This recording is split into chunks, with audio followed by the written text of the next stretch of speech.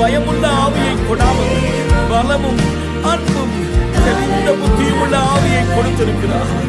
அதனால் பிள்ளைகள் மாம்சம் இரத்தத்தையும் உடையவர்களாயிருக்க அவரும் அவர்களைப் போல மாம்சத்தையும் இரத்தத்தையும் உடையவரானார். மரணத்திற்கு அதிகாரியாகிய பிசாசானவனை தமது மரணத்தினாலே அழிக்கும்படிக்கு ஜீவகாலமெல்லாம் மரண பயத்தினாலே அடிமைத்தனத்திற்குள்ளானவர்கள் யாவரையும் விடுதலையாக்கும்படியா எங்களுக்காக ஜீவனை கொடுத்தீரே. எதிர்காலத்தை குறித்தான பயந்து எல்லாவற்றிலிருந்து மரண பயத்திலிருந்து நம்முடைய பிள்ளைகளை நீங்களாக்கி விடுதலையாக்குவீராக. ஒரு தைரியம் இறங்கி வருவதாக, ஒரு சுகம் இறங்கி வருவதாக.